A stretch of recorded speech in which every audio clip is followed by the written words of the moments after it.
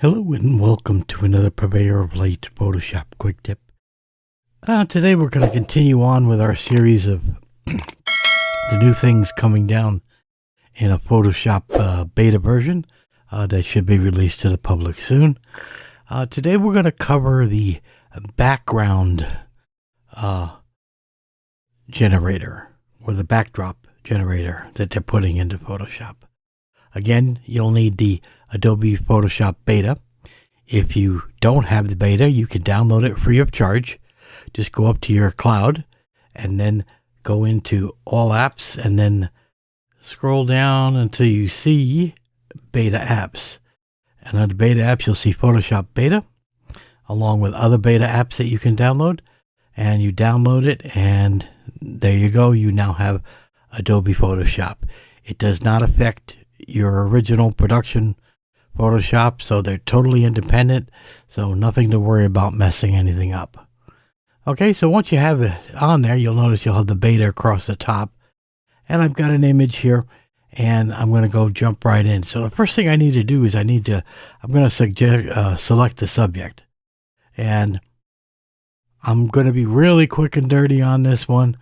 I'll do minimum cleanup on it, but I just want to turn around and show you the new filters here. So I'm just going to quickly bring up some things, and I'm not going to do a good job, okay? I am not. So, and I think that's pretty good just as it is. So I'll check it on white.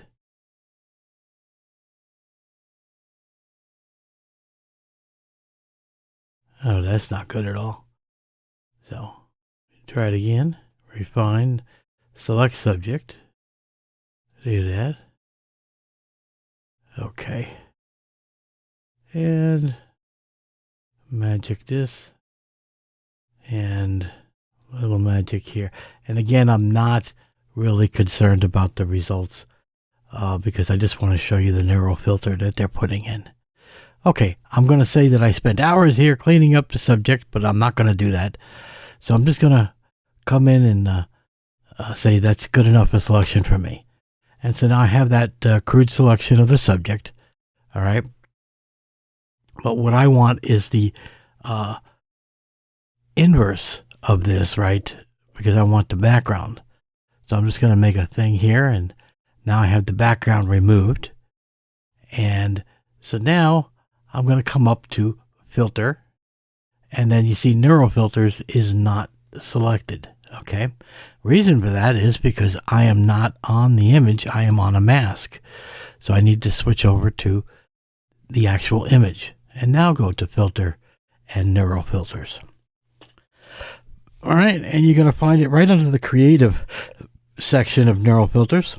It'll be in beta. Go ahead and download it and activate it. And there it pops up. Now, this one here, I'm going to be honest with you, I'm not too impressed with it, but for some people, it may be worthwhile, okay? I consider this no more than, getting a background and then throwing it behind your image anyhow. But to some people, this may be a valuable thing. So you could type in a prompt, okay? I could go, disco stage, and whatever prompt I want to try to search for, and then it'll ask to create. So it's going to come up, you're taking that input, and it's going to come up with images that it thinks that fulfills those requirements. And there its results. So I can say, okay, I like this one, I like this one. No, I don't want this one too. And then I go, okay. And now it's going to create a group here with those images that we selected.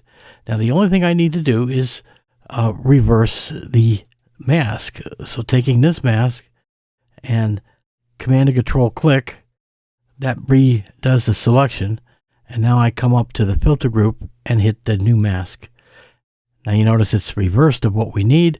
We just simply, on the mask, Command and Control I, and it reverses it right there. And so then we have it.